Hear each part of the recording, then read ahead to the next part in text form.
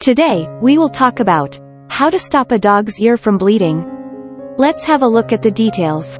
If you've ever had a dog cut the tip of its ear, you know how difficult it can be to stop the ear from bleeding. Even with pressure and towels to slow down the bleeding, once you remove the towel from his ear and he feels the tingling sensation, he will shake his head and start the flow all over again. With a little bit of research, you can stop the blood flow and keep the dog from reopening the wound using a clotting aid or even flour or baby powder. The first step is stopping the dog's ear from bleeding.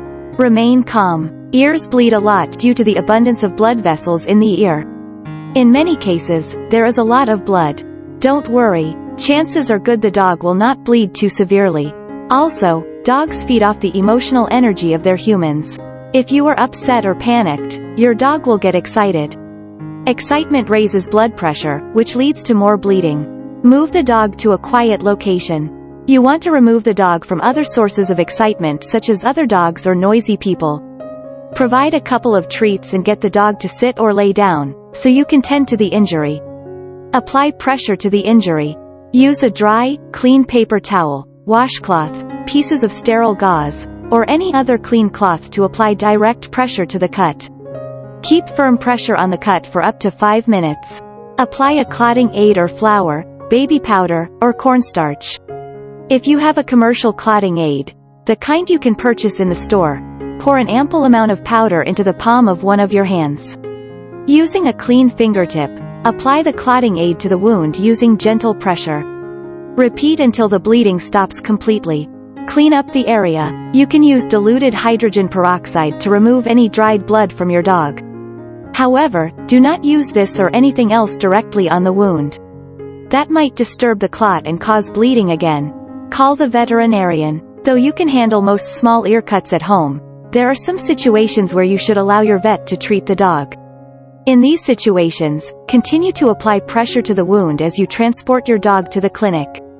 The ear may need sutures or other measures to stop the blood flow and ensure the ear heals properly. The second step is keeping the dog from reopening the wound. Observe the dog in a quiet environment.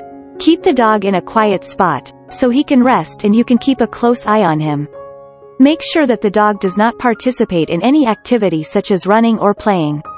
Try to keep the dog from shaking or scratching at the ear. If the dog shakes its head or scratches due to sensations from the wound, he can reopen the wound and cause further bleeding. Use an Elizabethan collar for 2 or 3 days. To minimize complications, you can use an Elizabethan collar for 2 or 3 days. This will prevent the dog from reaching the ear with a foot. Clean the ear. You can minimize the dog's desire to shake its head by carefully cleaning the ear and ear canal. Remove any bothersome blood or debris in the canal or inside the ear. Create a head bandage. Another option is to create a head bandage for the dog. This is especially helpful if the dog keeps flapping its ears. You will need to sacrifice a stocking for this option.